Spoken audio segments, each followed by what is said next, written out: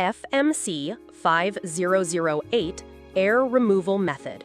Hello, this is Biseo Jae-jun, the guardian of the dialysis unit. Today, I'll show you how to handle a stressful situation that anyone in the dialysis room might face at least once, which is when the bloodline is full of air, and I'll show you a simple way to remove it. While there are many ways to remove air, I'm going to share the simplest and easiest method for you to follow. First of all, if you miss the timing to clamp the IV fluid while administering it, and a large amount of air fills the bloodline, there is no need to panic at all.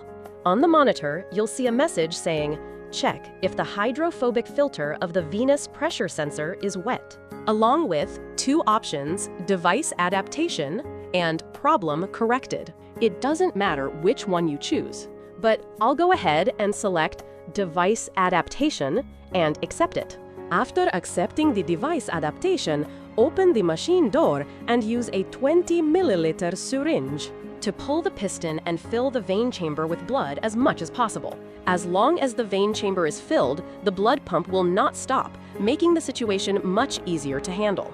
Now, close the door, as the FMC5008S requires the door to be closed for the blood pump to operate. Next, connect a 20 milliliter syringe to the branch of the vein line. Withdraw blood and hold the syringe upright to let the air rise. Then, re-inject the blood while leaving the air behind to preemptively remove the air moving toward the vein chamber. If there is too much air or the blood flow is too fast, the air moving into the vein chamber can exceed the removal speed, causing the blood level to drop again. Here's a tip. If you work at a blood flow rate of 200 milliliters per minute or less, you can reduce the rate of air inflow into the vein chamber, making the task easier. However, be careful not to use too low a speed to prevent blood clotting, so keep that in mind. Now, open the machine door again. Remove the air in the vein chamber and refill it with blood to keep the level high. Then, close the door and continue to remove any remaining air in the same way. One thing you must never forget is that if the amount of air in the vein chamber increases and the blood level drops, the air sensor will detect it and stop the blood pump. Therefore, you must always check and remove the air in the vein chamber first to keep the blood pump from stopping.